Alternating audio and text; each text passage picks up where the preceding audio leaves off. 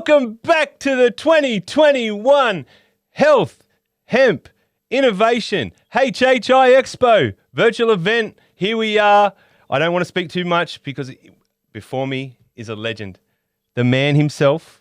If you don't know who is sitting here right now, the man, Tommy Chong, Sir Tommy Chong from Cheech Chong, the actor, the comedian, the celebrity, the legend, all-round humanitarian, doing amazing things for the whole world. Even right now, over in America, he's just woken up and he's just dropped out a video, but that's okay. And he's back. We just lost you there for a second, Tommy, but then we're back. So we are here. It would be unfair for your boy Irish Wick, Medicated TV, to not bring in the man himself with a proper introduction. So without further ado, let me bring in the Pope of Pot, the dad I never had, the Messiah of marijuana, the man himself, Mr. Tommy Chong. Welcome along, Tommy. Hey, thank you. Round of applause. Everybody sit down, please. No standing ovations, please. Thank you. Thank you. How's things, mate? Well, if they were any better, I'd really be upset. But they're perfect right now. That's good. Everything's perfect. What's keeping you over in America? What is the great Sir Tommy Chong and Cheech Chong? How's it all going post New World? You're living free, you're healthy, the family's good. Well, if anything, I'm getting too successful. Like right now, you see the way the picture was interrupted. Yep. I've got another partner of mine calling me up to tell me I got a podcast at 8:00, but I'm doing a podcast with you. Well, Australia's kidnapped you. Australia's kidnapped you for the next half an hour. So sorry about that. You did it. That's how we do it down here, Tommy. Everything is it's going according to plan. You know, the weed has really given me a lot of insight into daily life, especially the political life, and so I've been enjoying everything. I'm alone, by the way. My family, my son. Where is everyone? Well, they're all doing their life, but they don't agree with me. They think I'm I don't know, crazy, which I am. And but I figured it out, and but I can't be a spoiler alert. I can't be a spoiler. Never. You don't want to be, and that's why I notice old gurus, the old wise guys, they giggle a lot, they smile a lot, but they don't tell you anything. And when they tell you, it's so esoteric, that it makes you stop and think. And so I'm at that stage now with my life. That's amazing. And how do you find life at this age? Are you still acting? Are you still doing stand-up? Are you still out there? Are you still grinding away every day? Well, the pandemic stopped all that, the social kind of, the live performances. But I've been writing, and when I say writing, I use my phone. In fact, usually I lose my phone and half the time because I'm talking into it. but I'm doing a lot of writing, and now I'm working on a plan to how hemp. I've always said this: hemp will save our planet, and I maintain it. And it's getting down to put up or shut up. And so, I always had to wait until it was legal. Now it's legal. I had to wait until I had time because I was busy doing other things. I have time. I got no excuses now, and so I have to get my stuff together and save the planet, which I will do. That is the way you said that. I don't need to say anything else. You just nailed, I think, every sustainability person, everybody in hemp just thought, Probably just right now, just standing and applauding. You're bang on. And you know what? Australia and myself and everyone else here would love to help that happen.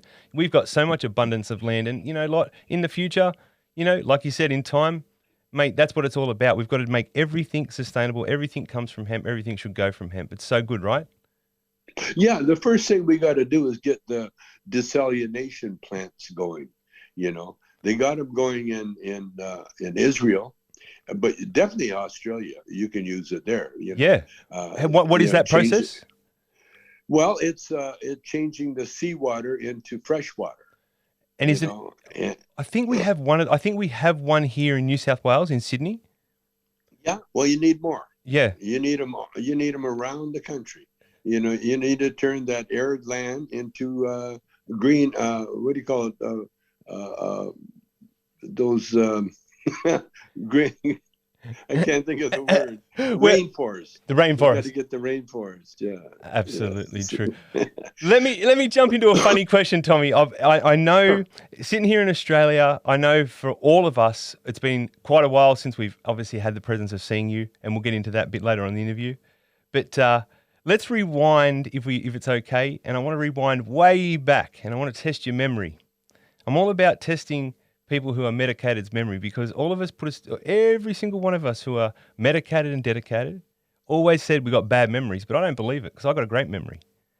Do you remember your very first experience going out with Cheech? Off camera, off to the side, you were just out partying. Do you remember that experience? Oh, the first time I met Cheech, or the first time we partied? The first time you partied off the side, and it was, how did that night go? Or one of the nights that went wild? We've had a few. Yes, I do. Well, I remember one. Okay. There was one night.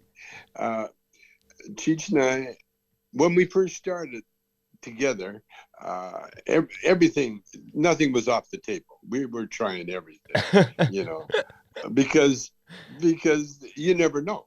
If it came in a bag, you'd take it. I get it. Yeah. So we were doing modest amounts of cocaine, because we were hanging with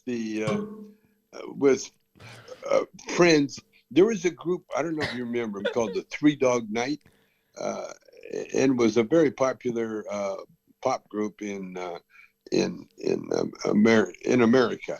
Well, the drummer was my brother-in-law. Oh, wow. My first wife. And so when we hit LA, we got right away into the in crowd, the top crowd. And right then everybody was doing cocaine. So Cheech and I went to a party, and cocaine parties are crazy because it's just all a yapping party. You're just talking, and sometimes you're talking to the wall, not talking to anybody. With the confidence of 1,000 men.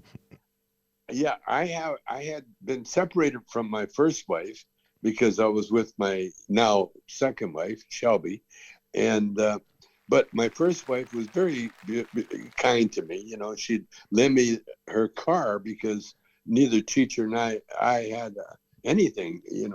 I had a scooter. I had a Honda 90 that Cheech and I used to ride around on. But anyway, and the car was an older car. It's kind of like an old Nash car, but it was a car. It was, and so we pulled up, parked it outside this party.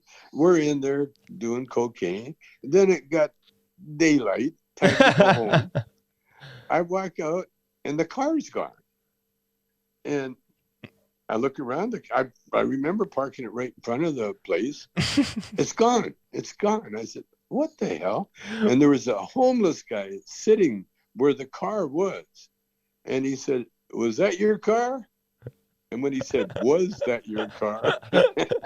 Yeah. I got a little cold sweat goes through me. And I said, was? And he says, that car, he says, just rolled off, by itself down a hill and totaled itself around a telephone pole. That's my wife's car, my ex-wife's car. My ex-wife, who I Is that why she left you? No, no. But she was very understanding. Because and you know what? It reinforced the fact that she literally kicked me out. Because had she not kicked me out, I would have been, content to, be going back and forth. Not write a car off. But and that stopped my cocaine habit right away. And that's the moment with Cheech right there where it all changed, where you rode your ex-wife's car off, got kicked out, and then became famous. So yeah, I'm not going to use that as a message, but it wasn't too soon after that. Well, it was. It was about a year later that we finally. This is not a message, children. Listen, there should be no children here, but don't take this as a message of life. Jesus. No, and then the one time where we really stopped doing cocaine is the first time we performed in New York City. We're at a little club called the Bitter End. And it was very famous. Woody Allen had opened there, and all these famous comedians had worked there. But it was New York. And again, Cheech and I were at a party, and we did some cocaine. And then we had to go do a show and at the Bitter End. Well, the trouble with cocaine, it gives you a false pride and false sense of accomplishment. Yep. Yep, it makes you like the confidence of 1,000 men is my saying. Yeah. You feel, oh man, they're gonna love us to death. We're not even gonna have to do our work. We just stand here. The show's gonna be so great, and we bombed so bad. We were fighting before we left the stage. And we were blaming each other. Oh, man, you're doing that coke, Well, you did more than I did. Who picked up the bill? That's the main question. And one thing about Cheech has got great. If you say habits, cocaine, you're going to get us cancelled. No, he got great. He control. He can control himself. Yeah, he was a meditator. Are you saying you're the one who couldn't control yourself? Is that? No, I'm a bodybuilder, so it worked out good. I remember that. I've seen the photos. Yeah. I still got that same mindset. And one thing about bodybuilding is you don't harm your body in any way. And when cocaine started harming my body, harming my karma, then it was easy to quit. And I quit. I never really did like the after effect, the speed. I'm not a speedy guy. I don't like being, talking nonstop or any of that. Yeah. So, but that was it. That went. What an adventure! When we bombed so bad at the Bitter End, that Cheech and I said, "Okay, no more coke," and we never did. We never did our cocaine anymore. The cocaine was the downfall of so many comedians. 100. Still the downfall of many people. Still. Yeah. Well, there's the message, people. Don't do cocaine. Do cannabis, and you'll be like Cheech and Chong. Yeah. Well, you got to work out too. A lot of people, especially as they get older, they quit working out. Mm-hmm. And when you quit working out, what happens? You stop circulation in your body. Uh-huh. And when you stop blood from being circulated in your body, that's from sitting too long or laying too much. Yep. Then your body ages faster because it's not getting fed properly. If you don't feed anything properly, it'll die. 100%. And that's what happens. Yeah. So the habits that both Cheech and I have. Cheech isn't the bodybuilder that I am, but he meditates, and that's good too. And he's athletic enough, and he's 10 years younger than me. Is he 10 years younger? Yeah. Wow. Yeah. Just in the movies, the dynamic was just so amazing just between you two. I thought you were like perfect, the same age. You just aligned. I couldn't believe. I suppose. Wasn't it? Yeah, that magic. That and when we broke up, that was sad. Yeah, it was meant to be though, because had we not broken up, I would not have evolved into the person that you became, the guy that I am. Yeah, exactly. Well, you are the Dean Martin and Jerry Lewis of cannabis. There's no doubt about that. You know what I mean? You guys, rocked and rolled and did it like no one else. Talking about doing it like no one else, Down Under, where we do it like no one else. When was the last time you were here? We were there, I think, somewhere 09, I think. Okay. I think we went over there 09 or 10, something like sometime. So, Tommy, I've got a question for you then. If you were here, did you get medicated while you were here? How did you get medicated? And can I have his phone number? I did meet some people from the Grill. Is that the pot place over there? There's so many now. What state? Do you remember what state it was?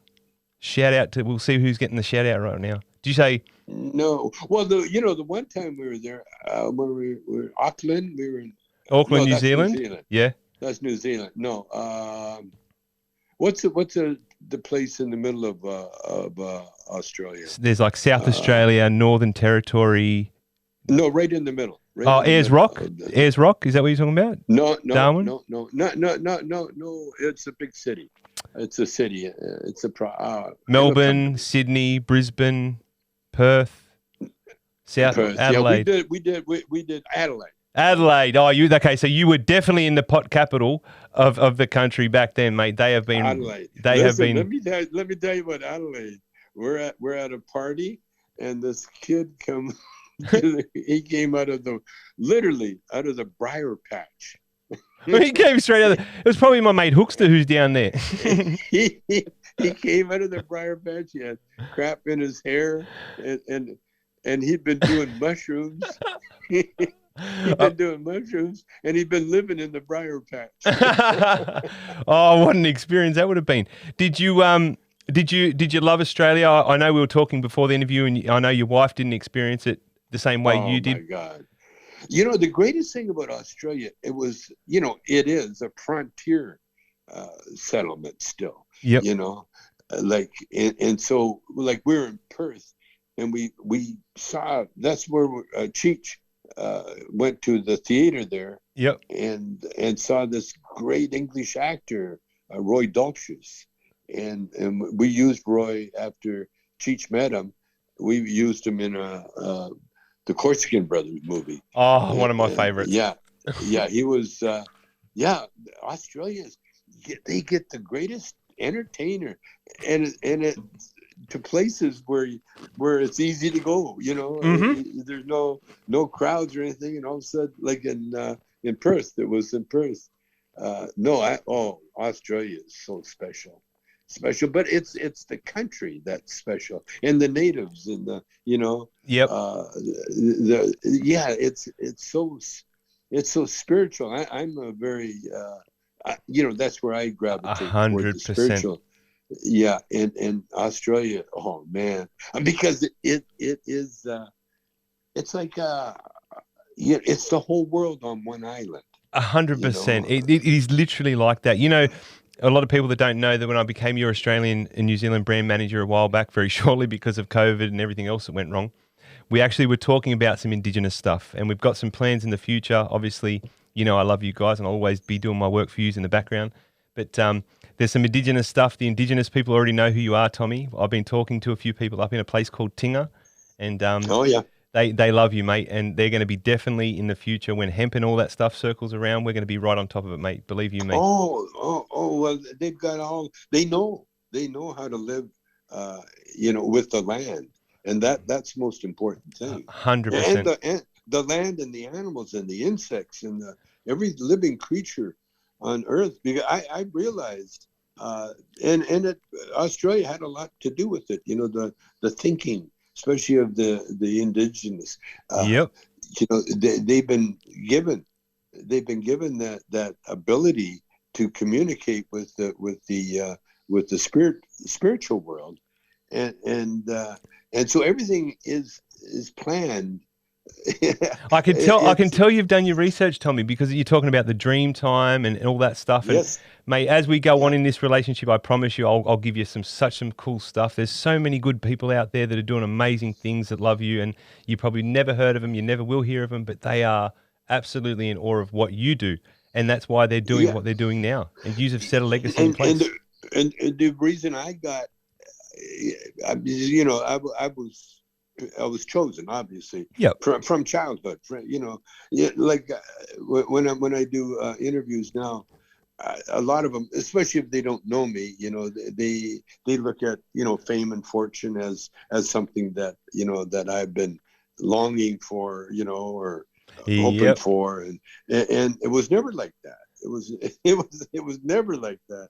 I've been alone all my life. When my first earliest memories was being in a hospital because my mother got TB and tuberculosis. And when she got checked, they checked me and they found a spot on my lung, and so they put me in the hospital too. And I was like 3, 4, I guess about 3 or 4 years old, and then so I never had that mother-father thing, but I did have a lot of beautiful nurses. Hey, there's nothing wrong with a good-looking nurse, right? And they loved this little brown guy that was in their care, and so I used to get a lot of hugs. So I never had Tommy. I had that. Can I ask you, what is your full nationality? In Australia, we're very multicultural. We can have, like, you met my engineer, Teaser, before. He's Samoan. You know what I mean? Like, we have a lot of things. What is your complete heritage? Okay, I just found out just lately, about a year ago, I guess, that I have 8% native, like indigenous. Native. So that my mother was 20%. And that meant her mother was half. And so I was always taught, we were always taught when we were kids, we never talked about my mother's mother, because she committed suicide when my mother was about 5 or 6 years old. And so they always told us that she was Irish, dark Irish. and I saw one picture of her, but my mother gave it away because she told me that she was born, or my mother was from Maffican, Manitoba, which, and I looked on the map, it's right in the middle of the reservation. Even I know that. It's on the corner of Saskatchewan and Manitoba. That's which, so by the cool. way, are two native words. Saskatchewan and Manitoba. They're native words, and they're the name of the province. And so Maffican is crazy, because when we did our research, they heard that I was from Maffican, and so I connected with the people there. That's beautiful. So my mother, who never went to school, she was taken out of school when she was she got grade 3 education, and her handwriting was like grade 3 level, but her knowledge of everything was off the charts. She was a healer. She was all these great things, and she was a great storyteller, and she was so beautiful. What was your mother's name, Tommy? Lorna Jean Gilchrist was the last name, but she met this. Oh, bless her. She met this little 5'3". She was like 5'8", and she met this little 5'3" Chinese athlete, gambler, sort of a ladies' man. My dad, Stan Chong. Stan Chong. And I had an older brother, Stan Jr., and I was like the younger brother. Yep. And I was 3 years younger, so that was quite a stretch. So no, I was very lucky. I was always alone, because I went from the hospital, then they put me into like a home, like an orphanage, with my brother and my sister, but it was far from family. Yeah. In fact, I never did see my brother, never did see my sister. I just saw other kids kind of like my age and older. Must have been rough. So I grew up. No, it wasn't rough. You know what happens when you're alone? That's why, you know, when they separated kids at the border, I didn't feel bad for the kids at all, because I knew that within minutes they would stop crying and they would adjust to the new situation, you know. That's a good way to look at it. Yeah, yeah. The kids adjust because so they're fast. moldable. Yeah, they're so moldable. And well, also, you know, nature has provided kids with a lot of pain-killing endorphins. Yep. And that's why a little kid can fall down and hurt himself and then forget about it 2 seconds later. You know, they don't carry pain with them. They forget about it. That's exactly right. And that's what happened with me, with my family. I never saw my mother until, you know, up close until I was 8 years old. And then she got out of the sanitarium, and that's when my father and my mother and we all got together in a little sort of like a reservation house with no indoor plumbing and no you know, we had to carry the water. We're like the very humble upbringing. You know, very humble upbringing. Yeah, well, we're like the Aborigine. You know, I grew up in that little shack. That's the way to do it. It was clean. It was clean. It was beautiful. We grew our own food. We had to do chores ever since we could carry anything, you know. And so when I got out of the hospital and the home and everything, I went into this beautiful, I'll never forget it, especially Christmas, because I can remember the first Christmas we spent together. Where was it?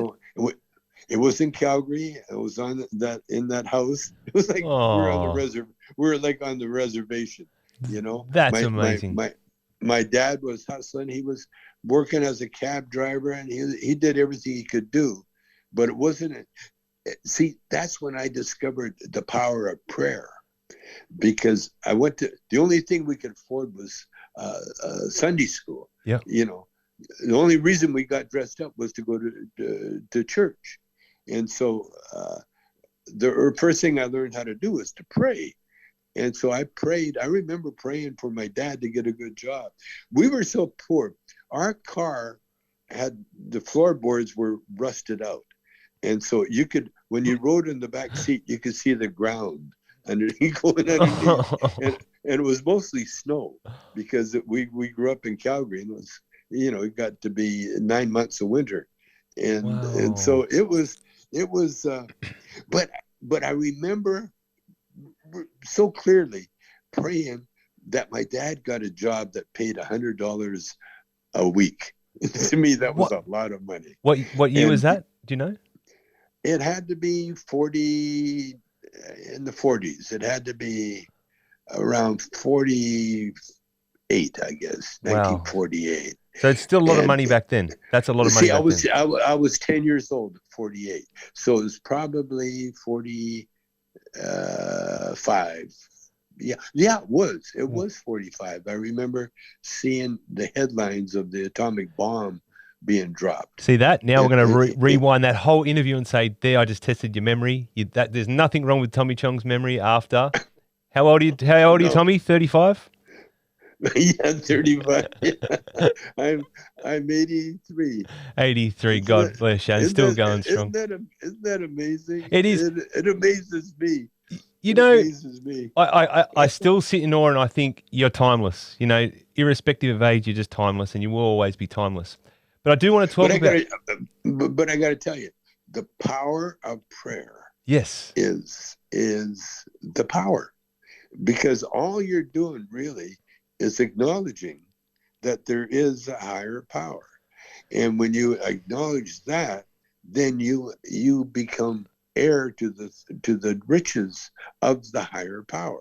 You know, it's like finding out that your relatives were extremely wealthy and that you're the heir. Yes. You know, that's what it's like. Tommy, and so you don't have to it's beautiful. be Yeah, that's what it is. It is. I'm with you 100%. I have a strong belief in just, God, not in a religious way, and I look up and I go, this place is spectacular. No way did something not special create this, and I have to be humble. And every day that I'm humble, like coming forward, now I get to interview Tommy Chong, like I believe in everything, and I do truly believe it. It's a beautiful message. Talking about another beautiful message, sorry to cut you off. Sure. One time when God would have probably come right into your life, there is a rumor in Australia that's floated around forever that Tommy Chong cured his pancreatic cancer with ridiculously high levels of THC. Wrong. No, I never had the pancreatic cancer, thank God. But I did use, I still do. Yes. I still use. What pot did for me, it affects the brain. Okay. Yep. And so what it did for me was gave me what happens when you connect with God. What happens? Everything is given to you, not in a blatant way, but in other words, your eyes are open. All of a sudden you hear music. That when you get high on pot, you all of a sudden you hear music like you've never heard before. Yep. You have thoughts that they're not even your thoughts. You have those divine thoughts, and that's why the rappers, or artists or writers or anybody in the business, I knew sports announcers in Hawaii that would go get high before they did the sports. And they asked me to come on with me. Hey, come on with us. You can do the sports with us. Man, I couldn't get out of the chair. These guys are rattling off statistics and hitting everything. No, what pot does to you, it activates the brain. 100%. Now the brain. See, you can't get healed if you can't have two thoughts in your head at the same time.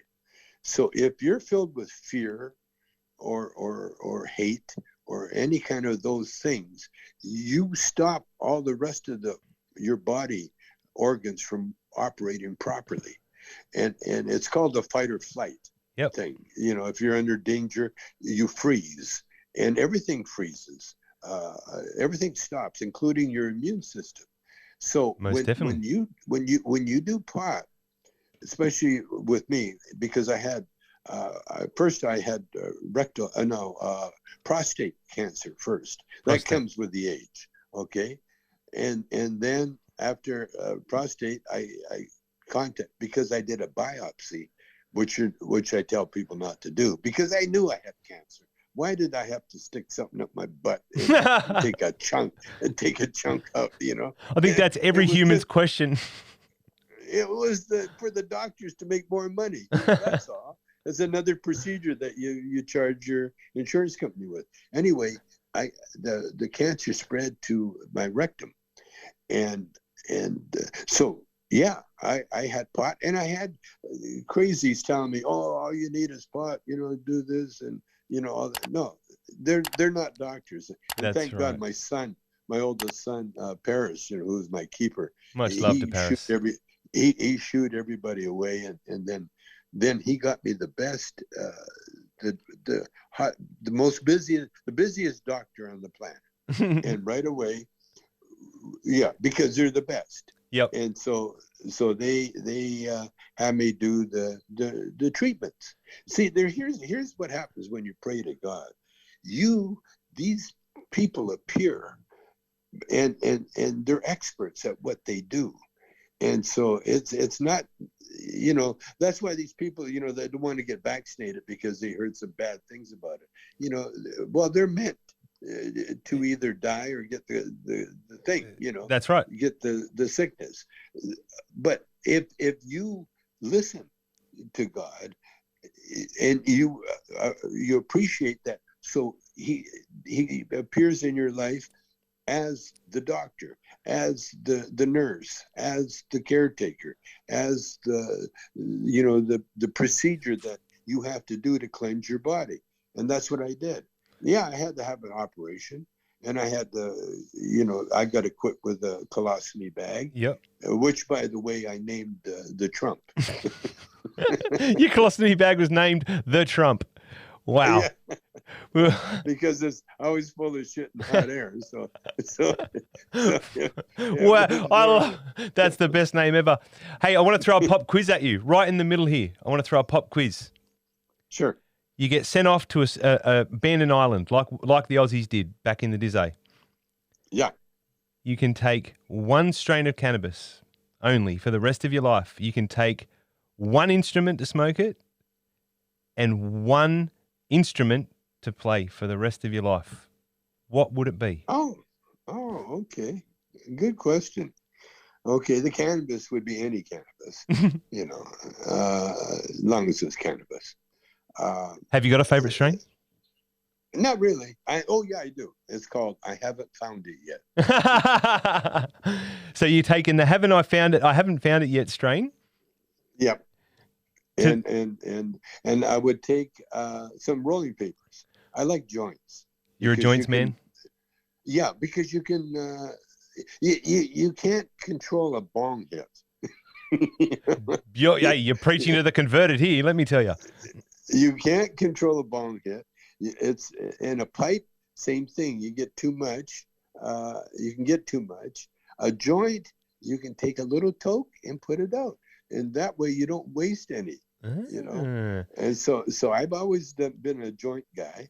Although I've tried every other way, and even though I make bongs, and every once in a while I'll smoke out of them, and I practice. I have a lot of pipes here that there's the tiniest bong ever. Really? But I got such a mess in my and you made this yourself? No, they're all given to me. People send me stuff all the time. I could imagine. I made I made this guy here. Oh, I love that. It was some kind of, and it's a joint bong. So you just sit your joint in the top there, and then I put a little joint there, and I puff on it. Eshay. Yeah, okay. So it would be any cannabis, or I haven't found it yet. Yep. Or actually, what I got here, I got some. See, I'm testing all this stuff. This is Watusi. This is from Africa. Watusi. Oh. Yeah, Watusi. Isn't that something? It's from South Africa. What I would pay to sit in a room with Tommy Chong and smoke Watusi, let me tell you. Here's another strain. This one is called Rush. Congo. Peach Congo. You want to hold it up to the camera? Peach Congo Haze. Ooh. I like it how your stuff still comes in bags. Haze. Oh, yeah. Yeah. Well, what happened? They give us a jar. I had to split it with Cheech. Because his son, Joey, is his pot guy. And the other thing, yeah. And so that's okay. Is that it? No. So, and what instrument would you take to the island? My guitar, I guess. Go take the guitar. Good old guitar. But it has to be a Martin, 1940 Martin. 1940 Martin. Do you own one? Do you own one, Tommy? No. I'm looking at one. It's I think it goes for $50,000. Listen, it's very rare. This is the moment where Australia stands up and says, "Don't make us come to America and take over and invade. Get Tommy his 1940 guitar, so we don't have to do anything silly. You deserve that guitar for your next birthday or sooner, maybe Christmas. You know what? How about Christmas?" I love that. Oh, I'd love to get it. So I still got the original guitar that my mother bought when she was pregnant with me. That's amazing. It fell apart, and I lent it to my bass player. Took it. Wes. He passed away, but he took it, and it literally fell apart. No, he had it redone. He had the refinished. Yep. And then I got it back, and it literally fell apart. But I kept all the pieces, and my son took it into a guitar shop and had it refurbished. And was this Paris again? No, this is my musician son. Wow. Check that out, Australia. Yeah. Wow. It's a cheap Sears guitar. It costs, I think, $10 or $15. And mail order. My mother, when she couldn't play guitar, but for some reason she had to buy it, and she held it against her tummy when she was pregnant with me, and she would strum it. And I got the guitar, and I made a homemade. They replaced it with new ones. But I had, when anything broke, like if I broke an E string, that was major. We had to drive 30 miles into town to find the music store and to buy one E string. Oh man, I've been there. But that's the experience, like I love. That's why the whole world loves you, Tommy. You know that? Because right then, that was a very like Jesus-like move. You could have showed anything off in the whole world then, and you showed a cheap mail order Sears guitar that means the most to your heart, right? Yes. Oh yeah, and it had a great sound and a great neck. That's the one I used growing up. Wow. And then when I got a job playing backup with another native. Big Bird, he was an Elvis Presley impersonator, and we started getting work, and he would lend me his guitar.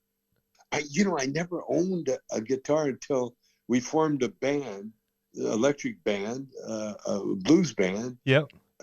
And then we got a Les Paul Juniors. We got matching Les Paul Juniors. I can't remember that. I know the name of that band. It's rattling around in my head. The band you were in. Well, it was called the Shades, the first one. That was the Shades. And the reason it was called the Shades was because we were all different colors. It's a cold-blooded native from the Sarsi tribe in Calgary, Dick Bird.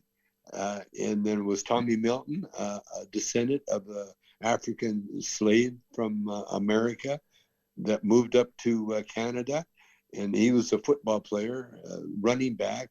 Incredibly handsome, incredibly beautiful body. He was a singer. Yep. And then there was me, and the three of us had an act, and we called ourselves the Shades. And then the Shades evolved into a rhythm and blues band with another mulatto, part black, a white drummer. We had the white guy. The Shades. My brother on bass, because he had a car. And I taught him how to play bass. Nice. On the gig. Did your brother look like you? He was handsomer. He was a little shorter than me. He looked like Marlon Brando at his height. He was really a handsome. What a man! And such a brawler. He was a fighter. Yeah. He grew up fighting because of the racism, and he was at the home. He had to go to the school. I never went to school, but he had to go to public school. And so the people tried to bully him. And of course, he ended up beating the crap out of everybody. That's the best. Hey, that's the best way. Don't ever underestimate the underdog. You know what I mean? Don't go after him, because the big guys always fall. Hey, I got a question before we start wrapping this up, Tommy, because I know your time's precious, and I know I've kept you over time, and Australia and me, myself, and everyone else here appreciates it from the end of the earth. What is the future for Cheech and Chong? What's going on that you can talk about? And what should we be excited about for the legacy moving forward? We are in the process of taking over the cannabis industry as far as, what do you call it? Branding. Yes. Cheech and Chong, we're together, and we're going to have our own dispensaries. We're going to have our own grows. Yes, you are. We're raising money. We're raising money now and we're raising a lot of money. And so we're going to be in every country in the world eventually with our product. Cheech has a line of product. I have my own line of product. I have my own CBD products they're really good. I use them all the time. These here things. This is for energy. And then I got one for sleeping. And so what we're going to do, we're in the business. But like I said in the beginning, I'm working on a plan to save the planet with hemp, and because we have the ability and we have the technology, and we got a documentary coming out. My daughter. You got a documentary coming out? Yeah. What's it called? It's Cheech Chong. Cheech Chong? The Cheech Chong. Yeah. It's a documentary about Cheech Chong. It's almost finished. It's a docudrama kind of. Yeah. Where will we find that? Where will we find that, Tommy? Well, it's going to be, I'm quite sure it's going to be at the Sundance Film Festival. Yep. And then it'll be online. It'll be everybody. They're in talks now with all the networks and stuff. The stream, yeah, they're in talks with that. So make sure you check out Tommy's website. Make sure you check out Cheech Chong. We're gonna throw in a bunch of throw ups from our editing now. He's gonna be like throwing in gazingas all over the joint for Cheech Chong. Tommy Chong's Cannabis, Tommy Chong's CBD. We're all over it, mate. We got every brand, even Australia's all over it. It's amazing. Yeah. So no, it's gonna be good. How long till we can rumble you down under and start changing the world here? Oh, hey, listen, as soon as I get going here, I'm going to travel around the world. That's because I know how to do it, man. You do, Tommy. You do, man. I know how to do it. You know what the secret is? The secret is we already know. See, there's no more movie industry now as we used to know it. That's right. But there is a movie industry, and each one of us, we're the photographers, we're the directors, we're the writers. We're making movies ourselves with the phone. 100%. Just like writing, I write with the phone. I shoot movies with the phone, and so what I plan on doing is having movie companies dictate how we live. Because they did that in the past. Yes. Now, what you need a movie mogul. So I'm starting a movie company. It's called Peace Pipe Pictures. Pipe Pictures? Yeah. We'll Peace check Pipe Pictures. You got a website for that? Not yet. Okay. Stay tuned. You're the first. So hey. I think we got the site. I bought the site. But make sure if you haven't, when we get off this interview, you go apply it. I'll ring up Danny. No. I'm quite sure. My John Paul. Yeah. Good old JP. God bless him. JP got it. And so with JP, I'm going to start this movie company where I'm a mogul. You know. Let's get it, Tommy Chong. And then here's what we're going to do. I'm going to start with, the migration from the South, the South American, everybody got together and marched to America. I didn't know about that, but well, they did. Here's what happened. They're gang infested and cartels and everything else. So these people, their lives were threatened, and so they did a 1,300-mile march with kids, babies, and people, and they did this march to America. Yep. But they got held up at the border, and they're still held up at the border. So what I want to do with the movie company, I want to hire all the marchers as employees of the movie company and get them visas, get them into America, and then we're going to recreate the march. That is amazing. Isn't that amazing? And then recreate the march with the writers and everything else. Yep. But it's going to be recreation. So no one's in danger. Everybody's going to be safely in America with their thing, with their legal, with a job. And then that's just one project. And then I'm going with our company, every movie we make is going to be helping the people in some form or another. Because what I found out with the movie company, they've got better access to keeping track of people, taking care of people. It goes back to the 30s. where they had child stars, and they would have to go to school. They'd have to do all the things that kids do besides work. Yes. You see, they still had to maintain that lifestyle. Whilst... And a movie company needs everybody. Yep. It's not just actors. You need behind the camera. You need key extras. groups. You need everything. You need bodies. You need bodies just to put it, you know, and they get paid for it, and they belong to unions, and so I came up with this, and then the movie will be us making this happen. The documentary of us documenting the marchers. Mate, it's crazy. Sign up. But it's going to work. Listen, well, there's 30 odd million Australians that are happy to sign up for free and walk with you up as far as you want us to walk. I'm one of them, so I'm going to start walking now, Tommy. That sounds like the best thing ever. I hope you do that. I'm going to make sure I'm going to hit up JP after this and Wendy. I'm going to hit up everyone. I'm going to hit the whole family up. I'll just start harassing you and I'll say, get Tommy into this documentary. I want to see this now. This sounds amazing. Oh no, it's going to it's going to work. It's going to happen because I realized again, it's the thought, the epiphany came in there because Joe Biden, he's raising trillions of dollars to build back better, you know, to have America come back and everything else. Well, let's take it a little further, Joe.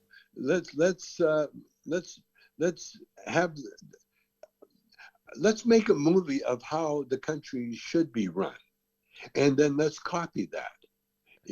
Let's expose the corruption and the that big business have. I love this. Expose it.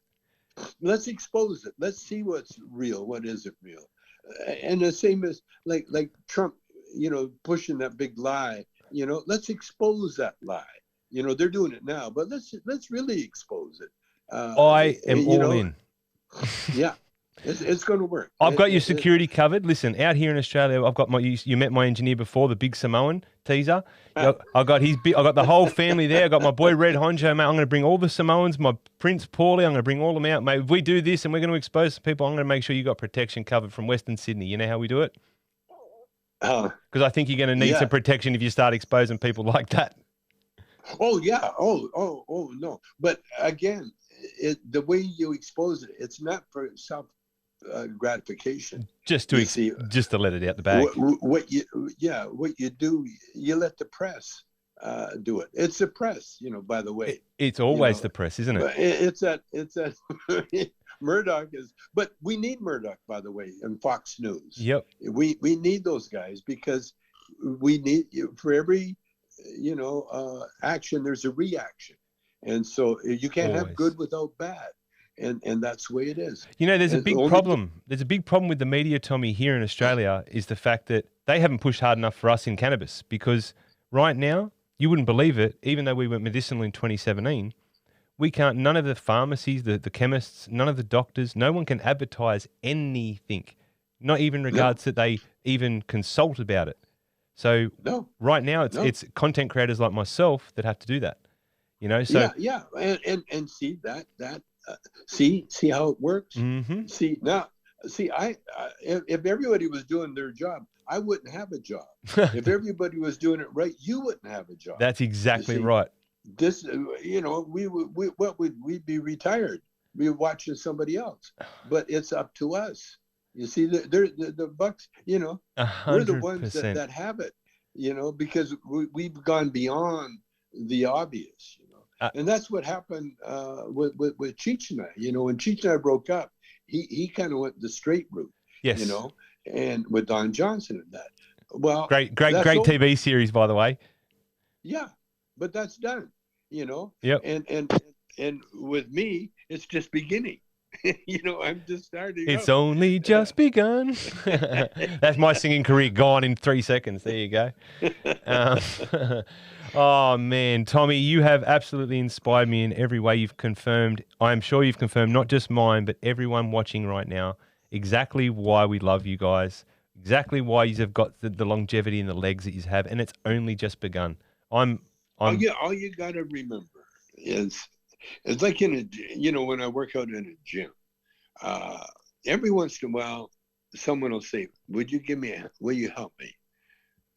either spot them with a weight or give them advice Yep. or cheer them up. Something like I do cameos now. Just cheer them up. Give me a pep talk. Yeah. You know.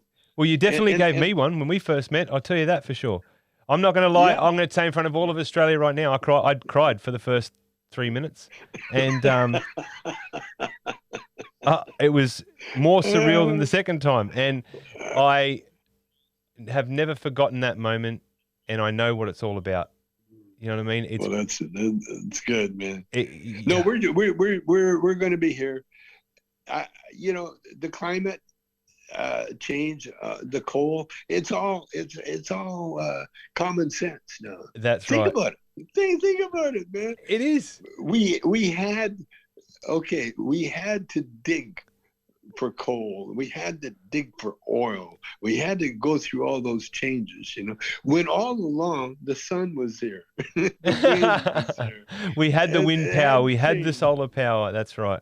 We had windmills from centuries ago. 100%. Exactly. We did. Centuries ago.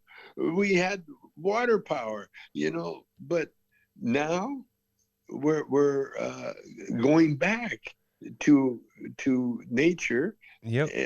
The answer was always there, but we had to learn, you know. It was like we needed that asteroid. It was like we needed that asteroid in life just to crash down on us and say, go back to country, wasn't it? Yeah. And that could happen again. The greatest epiphany that I ever had, I don't know when it happened, but somewhere along the line, I guess it was the spiritual books, my Goldsmith and that, because everything that we need to know is in the Lord's Prayer. Our Father who art in heaven, hallowed be thy name. When you just think of God, this is how powerful that word is. Every major religion on earth worships God. Every major religion on earth says that there is only one God. And every major religion on earth knows that power, the power of that word is so powerful that when you utter it with a good heart, yes, then miracles happen. Miracles. Unbelievable miracles. And it happens. You can use it every day like I do, because I lose my phone. And I swear to God, like I just said, I swear to God, what I tell God, I say, God, okay, where's my phone? It within seconds sometimes it takes a minute or two, that phone appears. I get taken right to that phone. It's a little game I have. That works for everything, by the way. I love what you said there. You just said something very important to me there, Tommy. I hate to interrupt you. You said, that's a little game you have there. You have a little game with God, don't you? That you do? I do too. Yes. I do too. Yes. It's the only thing I've never told anybody, but I do. I challenge him and I say, pull me up if I'm wrong. Pull me up if I'm wrong. And I just keep going. And I just keep going. Yes. And that's why we're talking. And that's literal manifestation. That's why we got connected. It's not hard. And it was all written. Anyway, at the end of the prayer, forever and ever, forever and ever. We are eternal beings. We can't know that. A lot of us can't know that because we haven't evolved to that point. But we are the masters, the gurus of the world. They know that we are eternal beings. We have always been here. We will always be here in one form or another. Damn straight. And check this out. The opposites work. Okay? You can't have right without left. You can't have up without down. And when you look at the sky, when you look at the heavens, it's endless. It's endless. Okay? It's beautiful. What's the opposite of everything? Nothing. Nothing. That is how small the spiritual world is. Because in the spiritual world, there's no want, need, or desire at all. The spiritual world is only made up of one substance, which is love. And that love can be so tiny. That world of love can be so tiny because there's nothing physical about it. That's right. And so it can be so small that it becomes infinitely small, just like the heavens are infinitely large. The spiritual world can be infinitely small, and it is small. And you know where hell is? Right here on earth. Because if you look at the depictions of hell, they always have fire, they always have physical matter, they always have toil, sweat, the work, the horror, everything that's physical is on earth. It's on earth. Talking about, and so when, yeah, and so when you when you pass into the other world, you may go to heaven for a second, but chances are you're in school. When you fail the course, what happens? You have to take that course over again. You have to take it again. And again, and again, and again, until you evolve. Get it right, humans. That's what Tommy's trying to say to you. Get it right the first time. Do not come back. If that's your karma. That's right. But if you're in the middle of something, then God bless you. That's why you can forgive everybody, because everybody's where they're supposed to be. Absolutely. And if it's not a comfortable place to be, if you're a sex maniac or if you're a mass murderer or something like that, that's only temporary. That's right. That's only temporary. And then next life, you'll probably be the opposite, or who knows? But you'll be dragged through the mud, either one way or another. But the reward is knowledge. That's the reward. And you are of anything blessed, full of it now, Tommy. And I can't believe the knowledge bomb. I guarantee you, everyone listening now is just sitting here, just going, have to readjust life and wondering, where's Tommy been? I knew where Tommy was this whole time, and I've been watching and listening, and I'm absolutely floored in everything you said. I'm like, you're Aussie Joe Rogan here, attempting to be the broke Aussie Joe Rogan. By the way, if you know him, tell him we've got to have a conversation. Yeah. Well, mate, let him know. I know, Joe. Let him know the boy Irish here is right around the corner from Tai Tuivasa, and I want to beat him there. So. Okay, no problem. We'll do it. So, final words for Australia, Tommy. I don't want to take up any more of your time. I'm going to get you sacked, and you're not going to get paid from another job, and then I'm going to have to work 24 hours to make up for it. Your final words for Australia? The final words is that you got a beautiful, beautiful country there. And one thing about fire creates the best, what do you call it? Rejuvenation? Rejuvenation? Like, it's the best soil, the best. It turns into the best soil. It makes the ground rich. It does. Makes the ground rich. It does. It makes the ground rich, and that's what you went through with the big fires of Sydney. And so you're going to come back. It's going to come back because we are eternal beings. Exactly. And the plants will show you that. The first thing that happens after a big fire comes a rain, and then you see the little buds shooting up. And that's when the best ones are grown. Yeah, and as far as the cannabis goes, yep. We finally discovered what was always there. And soon it's going to be globally legal, and we are safe. Oh yeah, we're going to be moguls, man. But it's up to us to do right with our riches and what we've learned.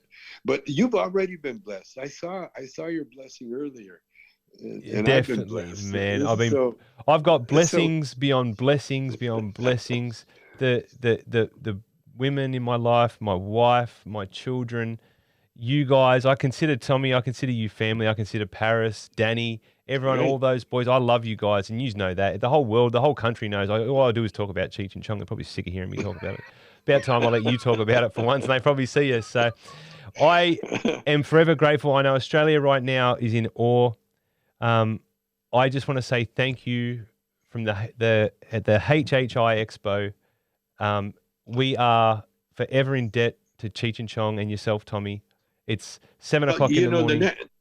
The next time I go to Australia, I hope that I'm going to a big expo where we're all going to celebrate the joys and the wonders of hemp. That's what we got to do it. You can guarantee that from Irish at Medicated TV that you will be, if you want to come here. Look, I'll show you, by the way. Nice little thing. I kept it secret behind this little picture that you wouldn't see here, but here's my he was last month's medicinal cannabis, and I thought I better go out and say thank you to the HHI in Australia and Tommy Chong and Evan, Michelle, Brittany, and all the rest of the team. Thank you for having me as your media partner. Here is the last month's medicinal cannabis, and if you don't think I got a problem, I definitely do. Okay, well, I love you. Man. I love you guys. I love you, Tommy. Take care. Stay safe. To the beautiful Shelby, Paris, and all the rest of your family. I know there's a lot of them, so I won't name them all. Much, much, much love. I look forward to actually seeing you in the future and getting down to business and let's change in the world. It's going to be happening. We'll see you again. Bye-bye. Tune in.